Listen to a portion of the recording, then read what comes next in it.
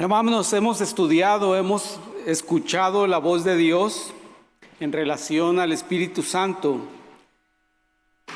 en relación a la dependencia que el creyente debe tener del Espíritu Santo actuando en su vida, en mi vida.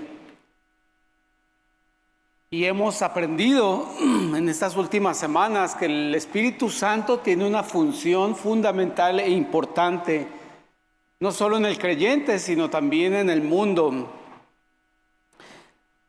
Aprendimos, por ejemplo, que el Espíritu Santo tiene la capacidad de convencer al mundo de pecado, de justicia y de juicio.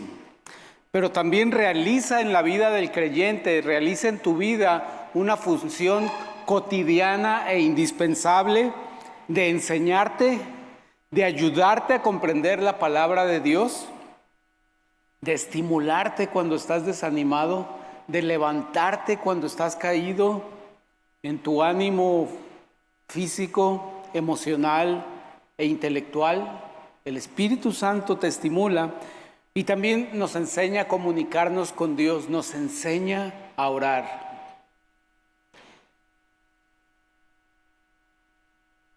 Y este Espíritu Santo nos permite abandonar las obras de la carne. Nos permite paulatinamente y de manera continua, abandonar las obras de la carne, y al mismo tiempo este Espíritu Santo empieza a producir en nosotros un fruto que es agradable a Dios y de buen testimonio para los que están a nuestro alrededor. Produce este milagro que es el amor, el gozo, la paz, la paciencia. Lo hemos visto. Y hermanos, este es el mayor testimonio que uno ve de la transformación que Dios logra en los creyentes. Y no solamente los pastores, los que estamos aquí, los podemos ver a todos. Creo que cada creyente puede ser testigo de cómo el Señor, día a día, semana tras semana, puede dar testimonio de cómo otro creyente va perseverando y va dando fruto espiritual en su vida. Este es un milagro de testimonio, ver que el Señor produce este fruto espiritual en la vida. De otra manera sería imposible, hermanos. Si no es por el Espíritu Santo, seguiríamos instalados en las obras de la carne que comienzan en nuestra mente, con nuestras ideas. Pasar de las obras de la carne al fruto del Espíritu es como cruzar un río, imposible de hacerlo con nuestras propias fuerzas. Imposible de cruzarlo por su caudal, por su fuerte caudal. Era algo imposible para el pueblo de Israel animarse a cruzar el Jordán y tomar la posesión de la tierra prometida. A veces así pensamos del Espíritu Santo, pensamos, ¿cómo va a actuar en mí? ¿Cómo va a utilizar mi personalidad, mi historial de cosas que he hecho en mi vida? ¿Cómo puede el Espíritu Santo utilizar eso y producir un fruto agradable a Dios? Así era de incrédulo el pueblo de Israel cuando pensaba, ¿cómo si fuimos esclavos 400 años? Salimos huyendo de Egipto, estamos vagando por el desierto. ¿Cómo es que vamos a tener una tierra fértil, hermosa, próspera? No lo podían creer. Y existe un paralelo entre estas dos historias. Como el creyente, yo como creyente, no estoy seguro de cómo el Espíritu Santo va a actuar en mi vida, y a veces soy incrédulo de que el Espíritu Santo vaya a actuar en mi vida, tal y como dice la palabra de Dios. Así era de incrédulo el pueblo de Israel, y no veían la manera de cómo iban a llegar a esa tierra prometida, que aparte estaba poblada por pueblos temibles y poderosos, naciones establecidas en esa tierra que supuestamente Dios le había prometido a sus antepasados.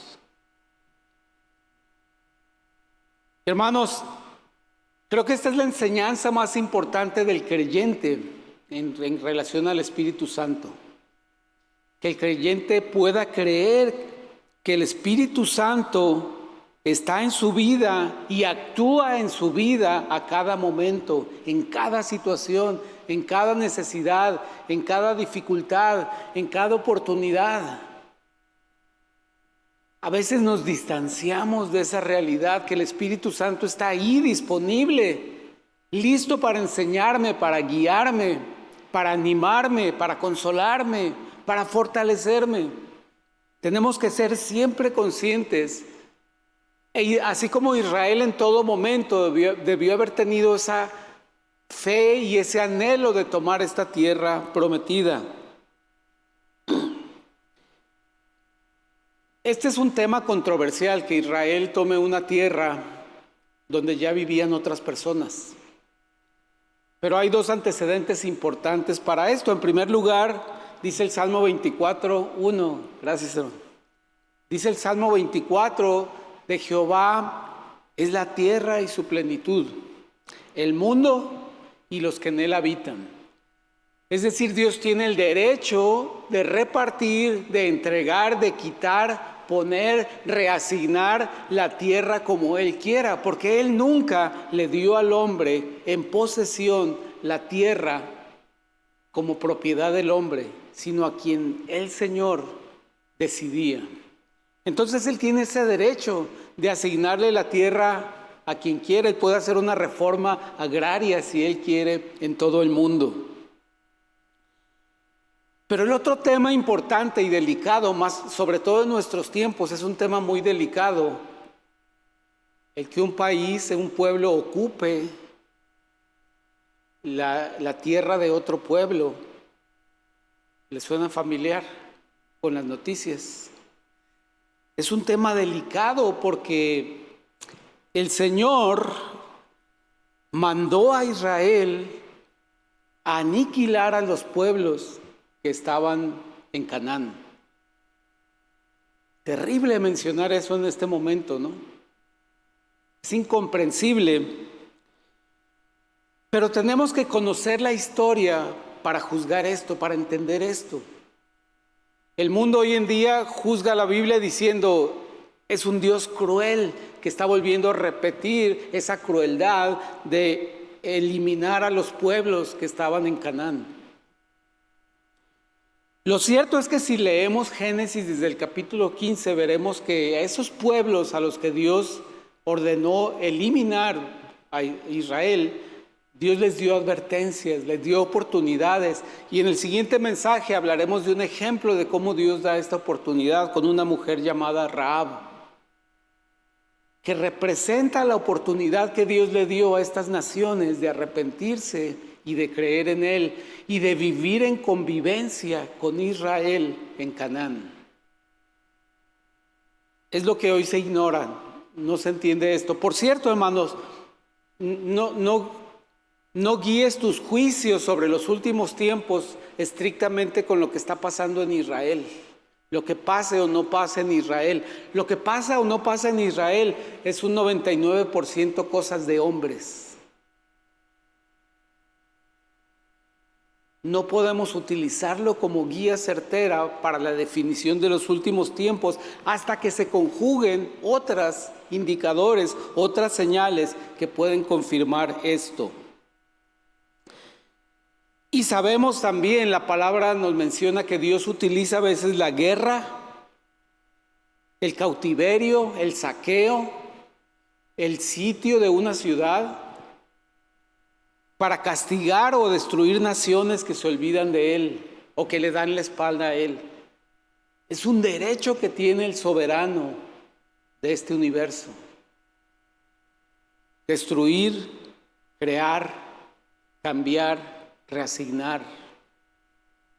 Y cuando el hombre se quiso creer casi del tamaño de Dios, empezó a ver esto como una injusticia, pero es una prerrogativa de Dios. Es por eso que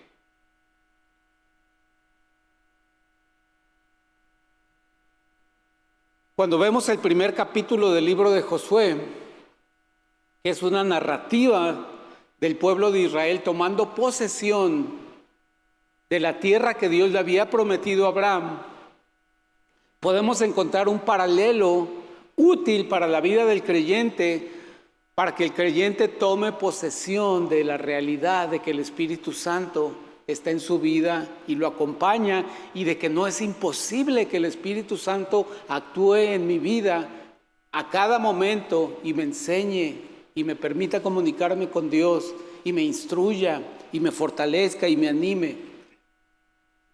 Quiero hacer un censo muy rápido, hermanos. Si se fijan en la lectura que tuvimos, empezamos a leer desde el versículo 12, el primer capítulo de Josué. Quiero hacer un censo aquí, no para avergonzar a nadie, porque no ocurre en una familia eso, no ocurre aquí.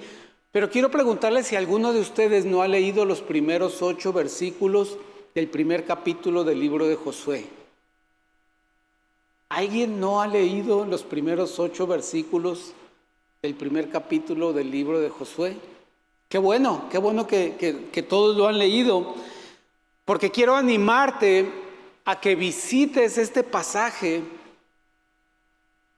continuamente y en cada momento en el que tu vida cambie y enfrente un reto. Hermanos, este pasaje es uno de los pasajes más hermosos y que traen más ánimo a la vida del creyente de toda la Escritura. Es un pasaje increíble por el contenido que tiene. Estoy seguro que todos los creyentes y todos ustedes se han regocijado al leer los primeros 8 versículos del primer capítulo de Josué. Cuando Dios le habla a Josué, ese es el contenido. Dios le habla a Josué y dice así, vamos a leerlo. Los primeros 9 versículos. Dice así: aconteció después de la muerte de Moisés, siervo de Jehová, que Jehová habló a Josué, hijo de Nun, servidor de Moisés, diciendo: mi siervo Moisés ha muerto. Ahora pues, levántate y pasa este Jordán, tú y todo este pueblo, a la tierra que yo les doy a los hijos de Israel. Yo os he entregado, como lo había dicho a Moisés, todo lugar que pisare la planta de vuestro pie, desde el desierto y el Líbano hasta el gran río Éufrates, toda la tierra de los heteos hasta el gran mar donde se pone el sol, será vuestro territorio. Y a partir del versículo 5, aunque le sigue hablando a Josué, cada creyente debe apropiarse de estas palabras de Dios, porque te las dice a ti. Te las dice a ti en la circunstancia difícil que estás pasando, en la transición quizá que estás haciendo de edad, la transición de un problema, la transición de una cuestión de salud. El Señor te dice estas palabras que dice el versículo 5: nadie te podrá hacer frente en todos los días de tu vida. Como estuve con Moisés, estaré contigo. No te dejaré ni te desampararé. Esfuérzate y sé valiente, porque tú repartirás a este pueblo por heredad la tierra de la cual juré a sus padres que le daría a ellos. Solamente esfuérzate y sé muy valiente para cuidar de hacer conforme a toda la ley que mi siervo Moisés te mandó. No te apartes de ella ni a diestra ni a siniestra, para que seas prosperado en todas las cosas que emprendas. Nunca se apartará de tu boca este libro de la ley, sino que de día y de noche meditarás en él, para que guardes y hagas conforme a todo lo que en él está escrito. Porque entonces harás prosperar tu camino y todo te saldrá bien. Mira que te mando que te esfuerces y seas valiente. No temas ni desmayes, porque Jehová tu Dios estará contigo en donde quiera que vayas. Qué hermosas palabras de Dios para ti. para darte a entender tres cosas importantes. Primero, te hace una promesa de posesión. Para Israel le hizo una promesa, le confirmaba una promesa de posesión de una tierra a un pueblo que no había tenido nada, que había sido esclavo 400 años, que había vagado por el desierto 40 años y finalmente les promete, los versículos 2 al 4 leímos, les dice los límites de esta tierra que les entregaría.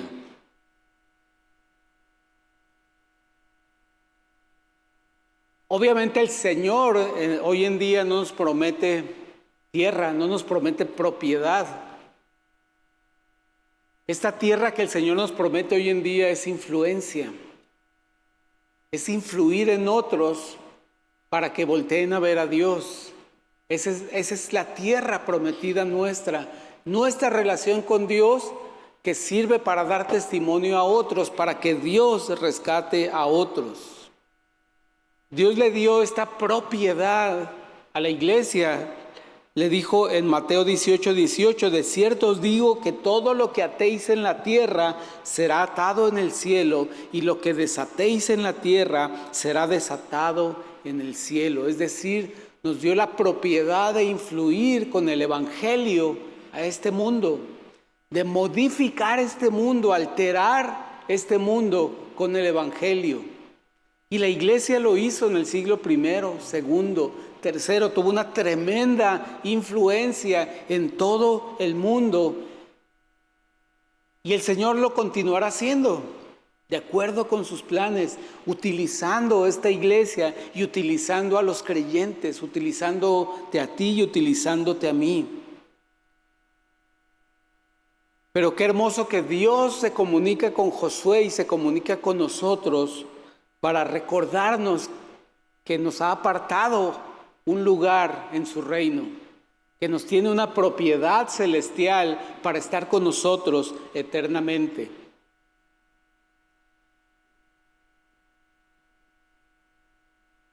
Y esto es lo que el Señor le dice: a la tierra que yo les doy a los hijos de Israel.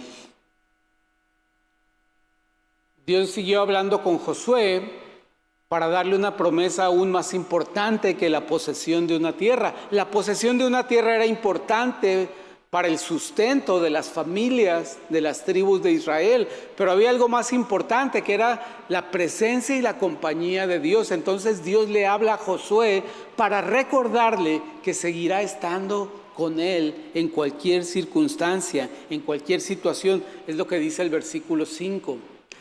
Nadie te podrá hacer frente en todos los días de tu vida. Como estuve con Moisés, estaré contigo. No te dejaré ni te desampararé.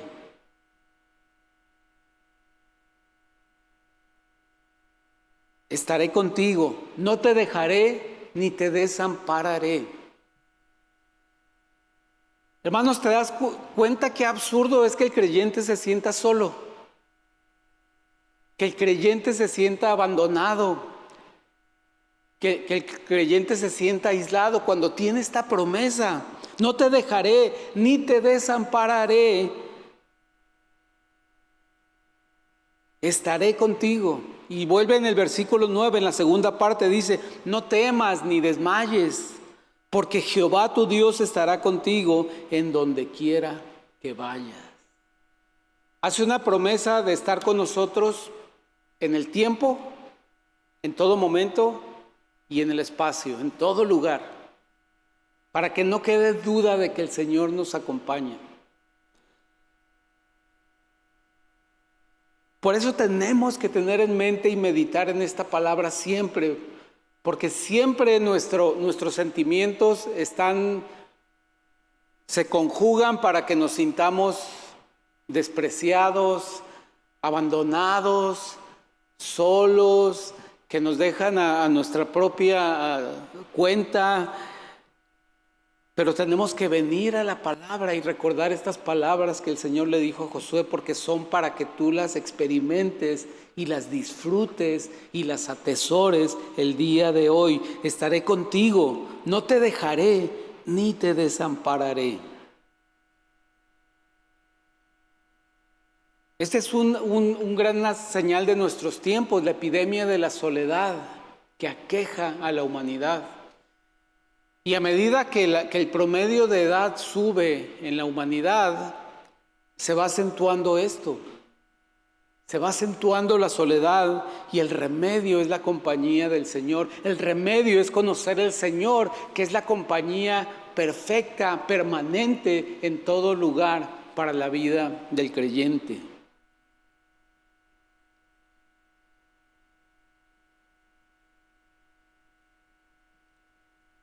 Es importante en algún momento definir qué es un creyente, hermanos, porque en nuestra cultura general, mundial, la palabra creyente se toma muy a la ligera. Un creyente puede ser alguien que está de acuerdo con algo que dice la Biblia. Ah, sí, soy creyente porque creo algunas cosas, creo que pueden ser ciertas algunas cosas que dicen aquí. Y algunas personas piensan que tener el Espíritu Santo es algo muy normal, muy cotidiano, muy nominal. Es decir, cuando era bebé me bautizaron y ahí llegó el Espíritu Santo. No recuerdo, ¿verdad? No recuerdo eso, pero así dice la tradición, que el Espíritu Santo vino a mí cuando me bautizaron de bebé. Y eso, aunado a que creo algunas cosas que dice este libro, pues me hace un creyente. Hermanos, si hay cientos de millones de personas que creen que el Espíritu Santo está en ellos, creen que son creyentes porque están de acuerdo con algunas cosas que dicen aquí. Pero nosotros sabemos que lo que dice la palabra es que un creyente es aquel que se sintió en peligro, porque el pecado que estaba en él lo separaba eternamente de Dios y lo condenaba al infierno. Así comienza a gestarse un creyente, con alguien que se da cuenta, estoy en peligro, y entra en pánico. ¿Qué voy a hacer si muero hoy? Estoy condenado eternamente. Si ese creyente, alguien le dice que alguien sufrió esa condenación en su lugar, va a poner atención a ese mensaje. ¿Cómo? O sea, ¿alguien va a sufrir en mi lugar para que yo no sufra esa condenación? ¿Quién es? ¿Quién es? ¿Y cómo, qué puedo hacer para asegurarme que también también va a tomar mi lugar en el castigo? Y cuando a esa persona le dicen, es Jesucristo. Ah, pues quiero creer que Él tomó mi lugar en la cruz. Quiero creer que Él fue castigado en mi lugar. Y voy a estar eternamente agradecido porque Él tomó mi lugar. Fue castigado por mí. Y pongo mi confianza en que así fue, aunque pasó hace 2000 años. Pongo mi confianza en que así fue y que Él resucitó después de haber sido muerto por mi pecado. Y esa persona, Dios le da fe para creer en ese sacrificio. Y Dios lo adopta en su familia. Ese es un creyente que tiene el Espíritu Santo, porque con la adopción viene también el Espíritu Santo a residir y habitar. Respeto mucho las creencias de las personas, pero muchas de las cosas que creemos tradicionalmente no están de acuerdo con lo que dice la palabra de Dios. Por eso el creyente debe conocer la palabra de Dios a detalle y los fundamentos importantes, especialmente en temas de la vida, de la muerte y el destino eterno de las personas. Un creyente, como dice la palabra, un creyente nacido de nuevo en virtud de esta confianza, de esta fe, Esa persona cuando escucha a Dios que dice, estaré contigo, no te dejaré ni te desampararé, siente este apego de Dios, siente este apego a las palabras de Dios y las toma por ciertas y experimenta la compañía de Dios en su vida. Hermanos, que el Espíritu Santo nos enseñe a experimentar la presencia de Dios cotidianamente, entendiendo que Él está con nosotros, que Él no nos deja ni nos desampara. Y cuando estemos en peligro de temor y de desmayar, sepamos que Jehová está con nosotros a donde quiera que vayamos. Finalmente Dios le habló a Josué para darle a Josué la seguridad de que cumpliría su palabra. Es lo que le dicen los versículos del 6 al 9.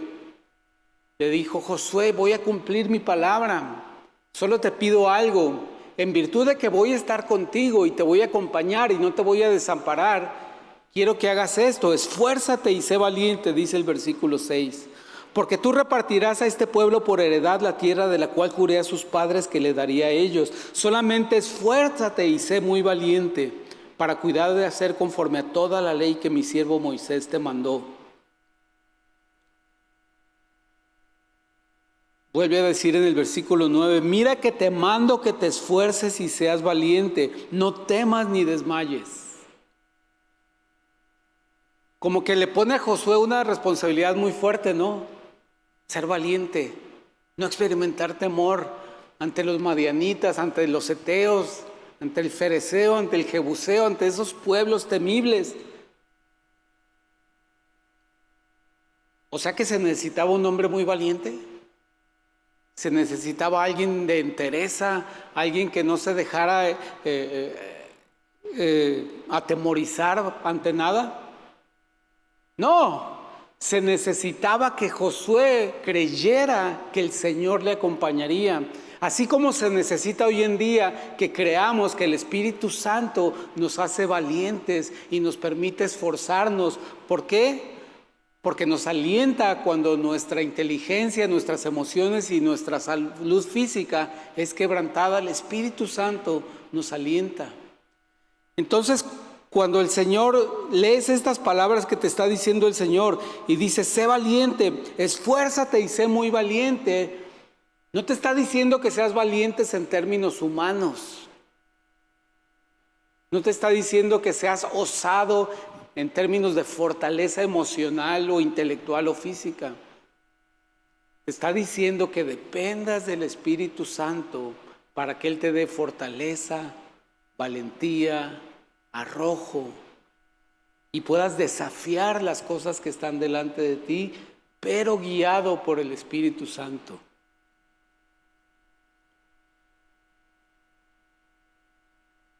Dios ya le había dado a Israel la tierra, lo único que tenían que hacer era marchar por fe y cruzar el río.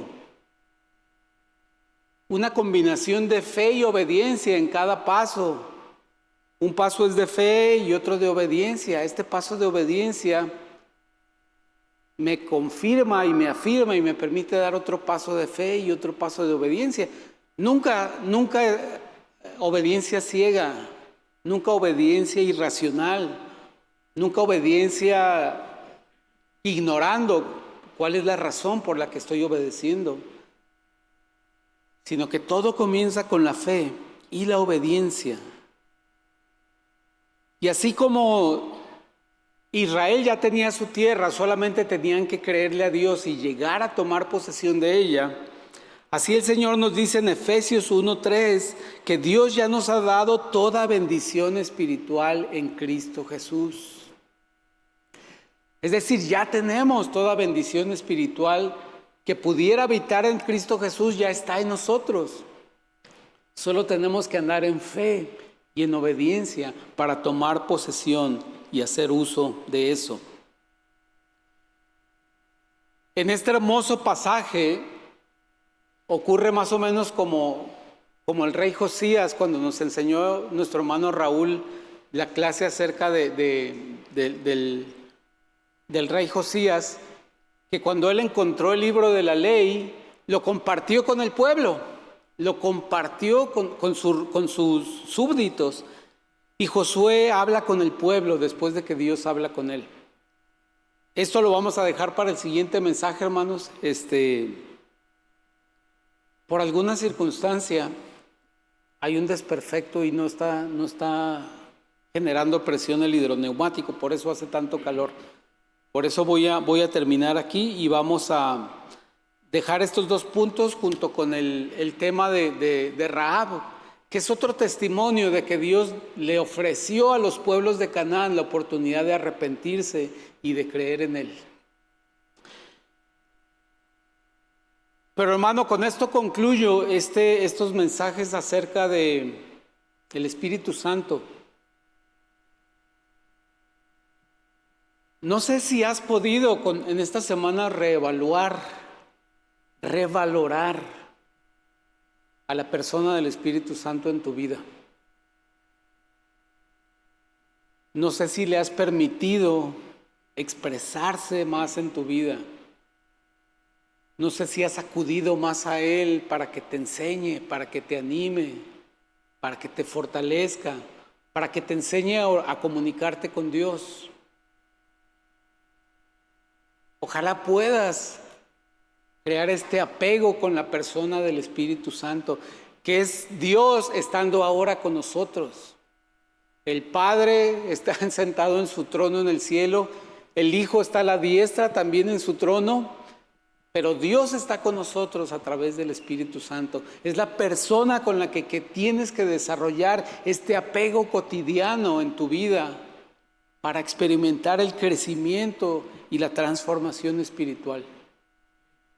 Oremos, hermanos. Bendito Señor, gracias, Padre, por la bendición de tu palabra. Gracias por la bendición de podernos reunir, congregarnos, edificarnos mutuamente, reunirnos para entender que tú quieres continuar tu obra y propósito en la vida de la iglesia a través de afirmar un propósito y un plan específico en la vida de cada uno de nosotros, Señor. Permite que podamos vivir cotidianamente buscando y atendiendo las enseñanzas y guía del Espíritu Santo en nuestra vida, Padre. En Cristo Jesús te bendecimos. Amén. Gracias, hermanos. Dios les bendiga.